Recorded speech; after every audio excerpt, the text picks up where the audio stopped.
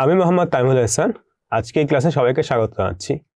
আজকের ক্লাসে আমরা দেখব লেয়ার সম্পর্কে, কিভাবে আমরা নতুন লেয়ার তৈরি করতে পারি, সেই লেয়ারগুলোর ভিজিবিলিটি বা দৃশ্যমান বা অদৃশ্য করতে পারি, এবং সবার শেষে দেখব এই যে লেয়ারদের দৃশ্যমান বা অদৃশ্য করার জন্য থাম্বনেইল, সেই থাম্বনেইলটা কিভাবে আমরা ইউজ করতে পারি। তো শুরুতে আমরা লেয়ার কাকে বলে সেটা চিন্তা করি। আমরা এভাবে চিন্তা করতে পারি যে আমাদের যে ফটোশপ অনেকগুলো কাগজ নিয়ে কাজ করে। সেই কাগজের কিছুটা আমি এভাবে চিন্তা করি, আমার কাছে দুইটা কাগজ আছে, একটা কাগজকে একটু যদি সরাই তাহলে কিন্তু আমরা নিচের কাগজটা দেখতে পারবো।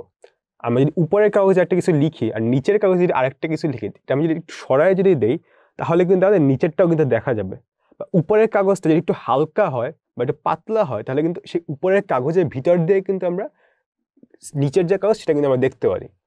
আবার উপরের কাগজটা কেটে হয়তো একটা শেপ দিতে পারি, সেই শেপের বাহিরে কিন্তু আমরা আবার নিচের কাগজটা দেখতে পারবো।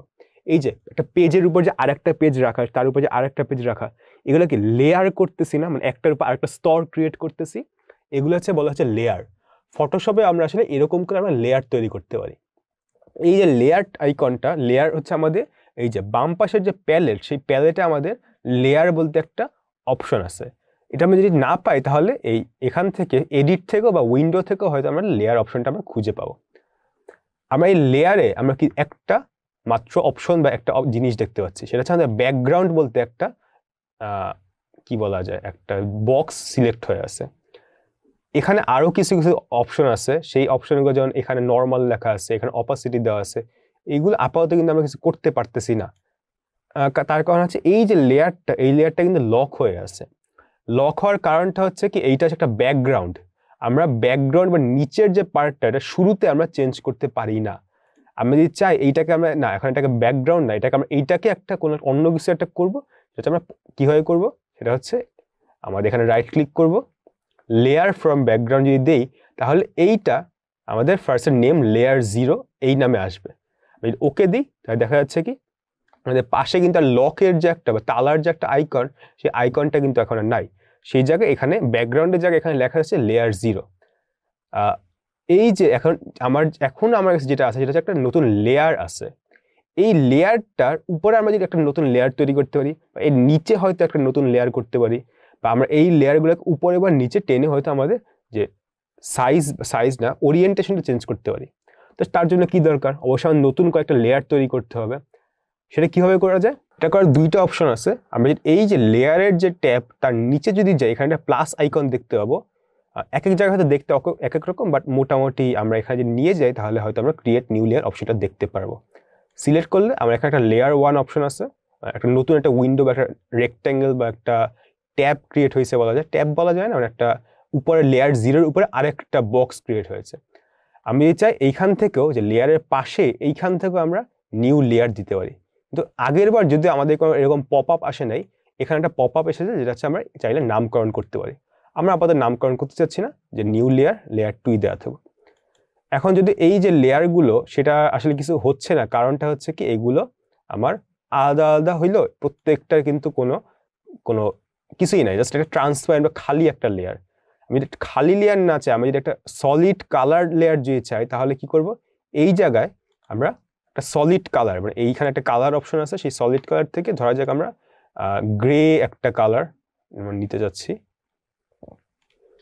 এই এখন কিন্তু এই যে কালারটা গ্রে হওয়ার কারণে কিন্তু এখন আমরা বুঝতে পারতেছি যে কি, যে আমাদের এই যে এখানে একটা কিছু একটা আছে, যেটা হচ্ছে আমার নিচের যে ছবিটা, সেই ছবিটাকে কিন্তু ঢেকে দিতেছে।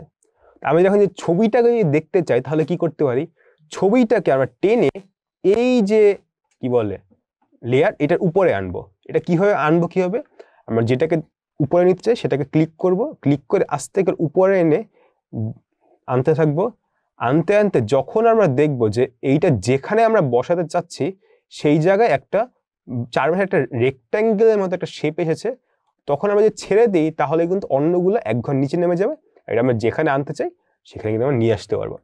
আবার যদি ধরা যাক আমরা এইটার জায়গায়, ধরা যাক এইটার কালার হচ্ছে আমরা আপাতত অন্য আরেকটা কালার দিই, সেটা কালার কি দেওয়া যায়, কালার আমরা ধরি আর নীলচে একটা কালার দিই, এটা কালার নীল হয়ে গেল। এই নীল কালার, নীল না, এটা লাল কালারটাকে আমরা সেকেন্ডে আনবো। তাহলে কি এইটাকে ধরে আমরা সেকেন্ডের যে ঘর সেই জায়গায় যদি নিয়ে আসি তাহলে কি সেকেন্ডে চলে আসলো।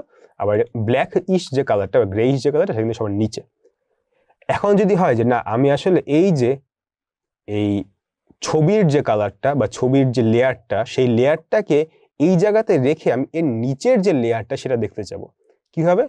এটা আমরা একটা উপায় যেটা করতে হয় সেটা হচ্ছে এই যে লেয়ারটা সেটা হচ্ছে আমরা অদৃশ্য করে দিতে পারি, বা ভিজিবিলিটি সেটা হচ্ছে আমরা 0 করে দিতে পারি। কি হবে? সেটা হচ্ছে আমাদের এই যে লেয়ারের পাশে একটা চোখের মতো একটা আইকন আছে, এই আইকনটা কি করে এখানে বলাই আছে, এটা হচ্ছে ইন্ডিকেট করে কি লেয়ারের ভিজিবিলিটি ইন্ডিকেট করে। আমি এই চোখে যদি আমরা ক্লিক করি তাহলে কি হবে? আমার দেখা যাচ্ছে এই যে ছবিটা কিন্তু নাই হয়ে গেল, এই ছবির জায়গায় এখন কি এর নিচের যে লেয়ারটা, এই যে লাল যে লেয়ার, এই লাল লেয়ারটা চলে আসলো না? আমি যদি আবার যে লাল লেয়ারটাও অদৃশ্য করে দিতে পারি তাহলে কি আমি উপর থেকে যদি দেখি তাহলে কি এইটা নাই, এইটাও নাই, আছে কে? আছে হচ্ছে আমার এই যে ব্ল্যাক যে কালারটা সেটা। এটাও যদি অদৃশ্য করে দিই তাহলে কি হবে মনে হয়? আমাদের আসলে কিছুই থাকবে না, কারণ এর নিচে কিন্তু আর কিছু নাই।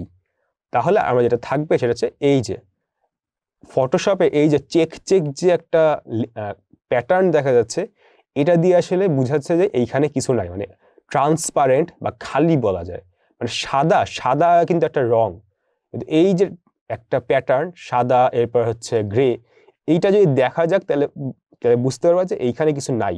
মানে আমি যদি এই ছবিটা যদি সেভ করি হয়তো এইটা পুরো খালি বা একটা ট্রান্সপারেন্ট হয়তো আমরা কিছু দেখবো। তো আমরা এখানে আবার যদি এই জিনিসটা যে আনতে চাই তাহলে কি করব? আবার সবগুলোকে ক্লিক করে আনলাম, তাহলে হচ্ছে আবার এই যে ব্ল্যাক যে কালারটা বা গ্রে কালারটা চলে আসলো, আবার রেড কালারটা চলে আসলো, আমার ছবিটা সবার উপরে যে ছবিটা দিলে আমার ছবিটাও কিন্তু আবার আগের জায়গায় চলে আসলো।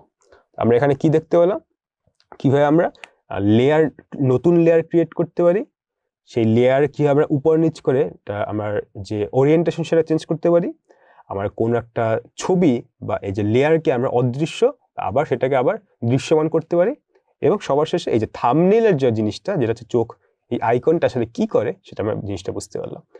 আজকে যে ক্লাসটা আমরা এটা এখানেই শেষ করছি। সবাই ভালো থাকবে, সুস্থ থাকবে, ধন্যবাদ।